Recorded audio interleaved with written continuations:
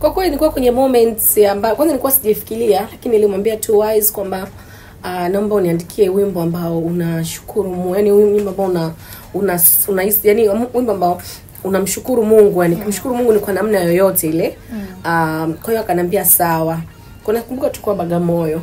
Kwa hiyo tukamuita Mazu alitoka mjini huku kuja Bagamoyo. Ilikuwa ni kama saa 1:30 mpata idea ya kutengeneza wimbo huo. Okay. Kwa Mazu akawa mjini na vifaa vyake, tuka record.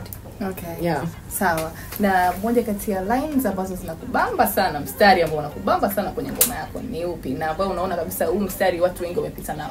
Ni tu nani chorus naipenda sana. Nashukuru Mungu leo. Umeniona na mimi. Na baraka zako leo zimenikuta na mimi. Yani sema naimba kwa sababu na mafua leo, but ni wimbo ambao yani baraka, yani unajua kuna vitu tunaviona kwa watu, nasema na siku moja na mimi nitakuwa nacho. Kwa Mungu anakubariki pia na wewe unakuwa nacho hicho kitu, kinakuwa ni cha kwako. Kwa unamshukuru Mungu sasa, jamani kitu saizi nakimiliki mimi. I can't imagine, I can't believe it.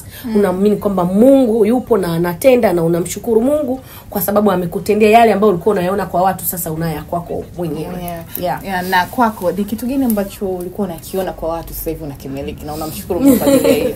Vitu vingi kwa kweli sana, biashara, kuwa na nyumba yangu. Yani kuwa na own vitu ambavyo, yani kuwa na own vitu nilikuwa naviona saizi na own mwenyewe. Yani nashukuru Mungu kwa kweli kwenye kila hatua ambayo ananipigania naipita. Kuna kile nakitamani nakipata. Yani nakipata kwa wakati. Kwa namshukuru Mungu kwa kweli sana. Okay. Na kuna watu wamekuona kama kwenye kwaya utafiti vizuri sana. Are you sure? Yes, kwa jinsi Mungu umepita na hii ngoma. Lengo ni kumwimbia Mungu tu. Naweza kuimba kwamba unakuwa Mkristo. Hapana. Yani unaimba kwa sababu Mkristo anamuomba Mungu, Muislamu anamuomba Mungu. Kwa hiyo wote tunamuomba, hata mpagana anamuomba Mungu. Kwa hiyo wote tunamuomba Mungu. Mimi naimba wimbo unaita na unataja jina la Mungu, hauna ubaya. Yeah. Okay. Sawa. Ni inspiration song tu zinakuwa. Yeah. Okay. Sawa. Shishi umekuwa ukijitoa sana, niliona umefutulisha watoto yatima. Kuna watu wanahisi labda baraka zako ziko kwa sababu unajitoa sana. That's true. Tunaambiwa tufanye hivyo pale tunapoweza na Mungu. Tuwakumbuke wale wasiojiweza na ambao wanaishi kwenye mazingira magumu. Mimi ni mmoja wa watu ambao nilipitia mazingira magumu, kwa hivyo ni mtu ambaye nawiwa sana kufanya hivyo. Na hiyo pia labda huenda Mwenyezi Mungu anapenyeza kwa njia zake tofauti ambazo sizifahamu. Kwa hiyo tunaambiwa tutoe ili Mungu atubariki zaidi. Okay. Sawa. Hivi ni nini ambacho kinamsumbua sasa baba leo? Sasa hivi tunasikia anaumwa. Na wewe ni mtu wake wa karibu. Ni magoti wa huyo. Ni magoti anamsumbua, nimemwambia ache kula nyama. Ni anakula nyama sana. Kwa hiyo anamepata goits. Nimemwambia aanze kula mrenda sana. Aache kula vitu vyekundu. Kwa nimemwambia mkewe amwandalie vyakula ambavyo vitakuwa vinamsaidia sana kuweka joints zake ziwe vizuri. Okay. Ndio inamfanya mpaka atetemea. Inauma sana. Inauma. Wanaojua maivu maradhi yao wanaelewa inauma vipi. Kwa hiyo afanye masuala, ni kweli anauma magoti. Okay. Sawa. Lakini pia tumeona umevaa material nguo ambayo ilikuwa na kelele sana kwenye mitandao ya kijamii. Na nimeona watu wengi tu wanavaa jamani. Na nimeona kwenye post yako ukasema wewe ndio umemaliza. Sasa hii fashion iishe, tuje na fashion mpya. Hii fashion ipigiwa sana kelele. Sasa dada yenu mimi nimemaliza fashion, ndio nimeifunga, kwa hiyo tuje anaanza fashion tuone inakuaje tena. Mimi nimemalizana na fashion hii. Okay. Sawa. Na hii kweli kitambaa mita moja inaweza ikawa dibe ile ambayo mimi sijui, hapana. Hizo habari sasa mimi sio za kwangu. Ila mimi nimevalishwa na Aba Beatrice. Okay.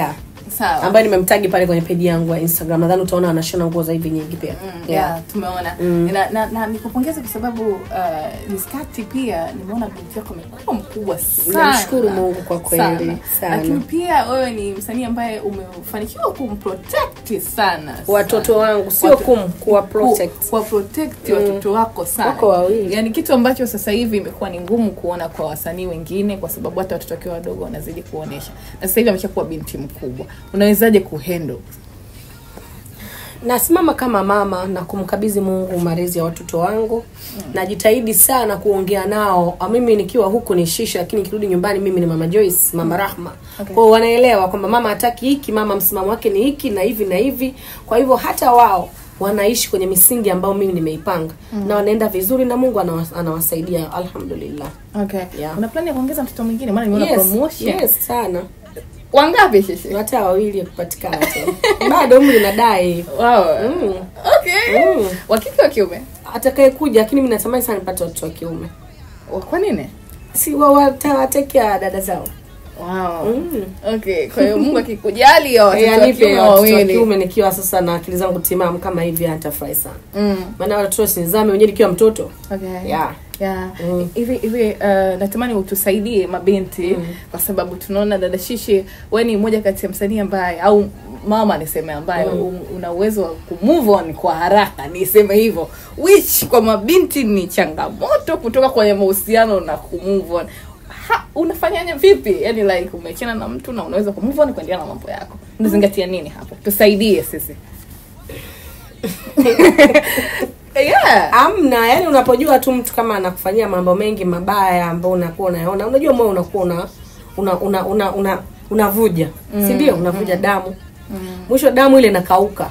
Ikikauka unaanza kuangalia sasa nifanyeje kabla mambo hayajakuwa magumu. Kwa hiyo wajitahidi sana kuangalia alama za alert za barabarani. Hata alert za barabarani zinatuonyesha kwamba kuna red, kuna njano, alafu ndo kuna nyekundu. Kuna kijani, kuna njano, alafu kuna nyekundu. Kwa lazima uanze kuangalia tahadhari hizo mapema. Ukiona kabisa kuna inakuja ile kijani imeanza kuwa ya kijana sana. Alafu inakuja red. Ile ile njano ile. Hivi ni njano ile. Inakuja ile njano. Sasa ikija njano pale kuwa makini sana. Okay. Vitu red ile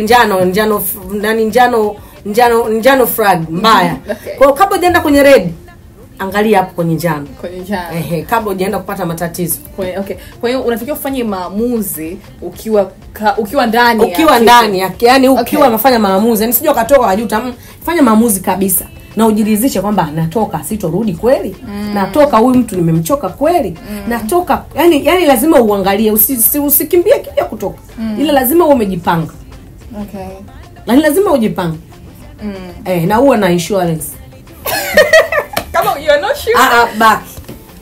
Lakini pia usibaki mahali ambako panakuumiza. Kwa sababu ukibaki mahali panakuumiza unaendelea kutengeneza mmomonyoko mbaya, mwisho wa siku unasikia mtu kadondoka kafa na pressure. Unamwacha mwenzio anaendelea na maisha, wewe unafariki. Imani sio kitu kizuri. Okay. Na vijana waache kuwatenda mabinti jamani. Wanaumiza sana. Niwaombee basi kama mtaki kumwache. Wewe ukiona. Okay. Ukiona yule mwanamke wewe umepata mwanamke mwingine, yule mwanamke wako uliye naye kama yuko ndani, si umwache yule dada, mchukue yule ambaye unamuona muweke sasa ndani ili mkuepuka kufumaniwa message. Yeah. Kwa sababu unaficha password yako ili wewe. Si yule mwanamke wako asione. Yeah. Sasa kama umemwona yule wa nje ambaye unachati naye kwenye simu, mpaka kurudi ndio unafuta message na kila kitu, unaishi kwa wasiwasi. Unamwona mzuri. Sasa huyu wa ndani atoke, ingiza brand new. Na wanaume kitu ndio wanashindwa. Sio rahisi. Yeah. Lakini ukweli ni kwamba kama umeona kule kuna kufurahisha zaidi, kwa nini umtese mtoto wa watu? Mwache aende akatafute njia yake nyingine. Wewe uingiza ngoma nyingine ambayo linakufurahisha sasa, ambao utakuwa uhangaiki na simu. Usimpe mtu manyanyaso, usimpe mtu matatizo, usimtese mtu, usimpe watu. Kuna baba mmoja kwa nasikiza clip yake anasema usikae mahali ambako umekaa kama ibada. Okay. Hii hapa no sorry. Okay, inasema